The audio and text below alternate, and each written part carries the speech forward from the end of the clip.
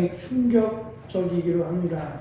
소돔 고모라보다 그리고 이집트의 완악함보다 이스라엘이 더 완고하고 완악하다라고 하는 것을 말씀하시면서 왜 내가 저들을 심판하고 멸망했는지에 대한 이유를 계속해서 말씀하고 계십니다.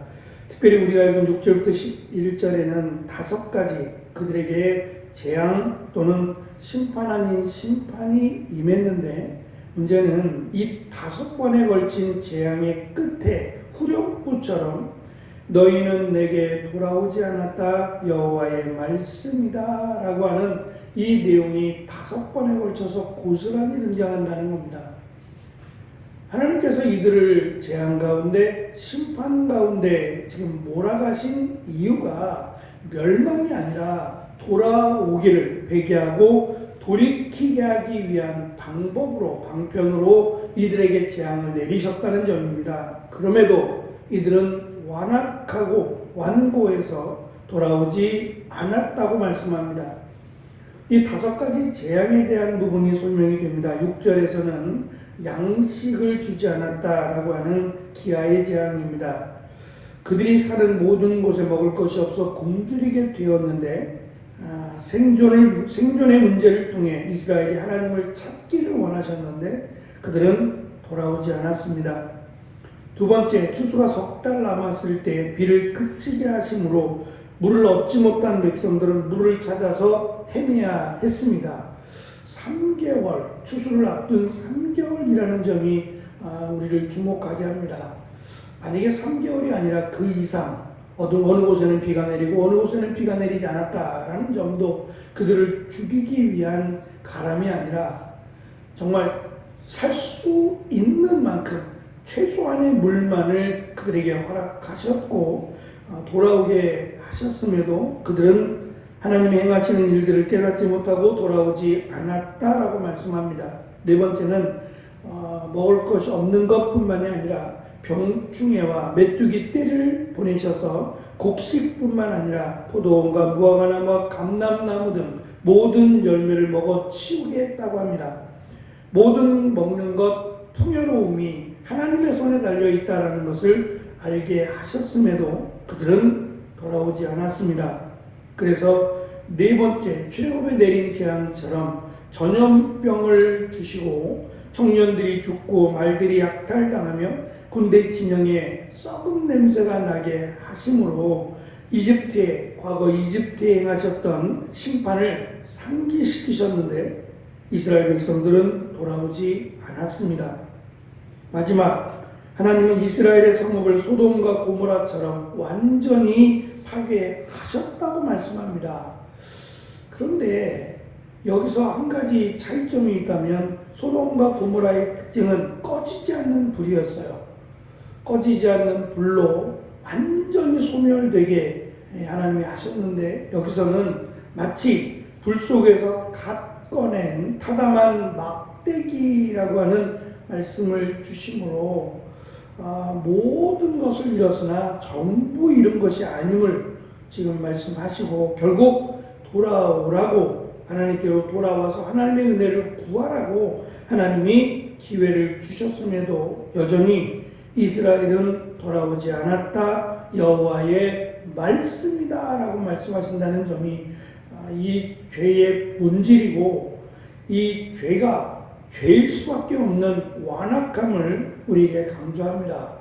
죄라고 하는 특징은 바로 이것처럼 깨닫지 못하고 우리를 무덤덤하게 만들 뿐만 아니라 돌아오지 못하게 만든다는 점, 결국 죄의 끝은 사망이라는 점을 기억해야 됩니다. 그래서 하나님께서 돌아오라 하시는 이 회개라고 하는 부분은 은혜이자 또 우리에게 회개할 심령을 주셨다는 것 또한 은혜라고 밖에는 말할 수 없습니다.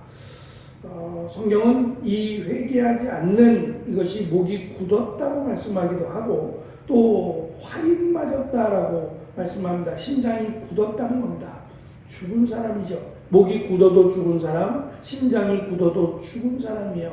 회개하지 않는 사람은 죽은 사람이라고 말씀하는 것은 회개를 깨닫지 못하고 내가 무슨 죄를 지었지? 나는 죄가 없어 라고 말하는 사람은 굉장히 위험한 사람입니다. 내가 죄가 없으면 예수님이 이 땅에 오실 이유가 없어요. 가장 무서운 죄가 그러니까 죄를 깨닫지 못하는 죄, 이것이 가장 무서운 죄가 될 수 있습니다. 하나님은 그걸 깨닫게 하기 위한 방편으로 이 재앙이라는 것을 역사 가운데 있었던 일들을 기억하게 하고 또 하나님께로 돌아올 수밖에 없는 상황을 만들어 주셨음에도 회개하지 않습니다. 하나님의 징계는 단순한 고통이 아니라 회개를 촉구하는 사랑의 채찍이었지만 그들은 오히려 더 악하고 완악해져 갔습니다.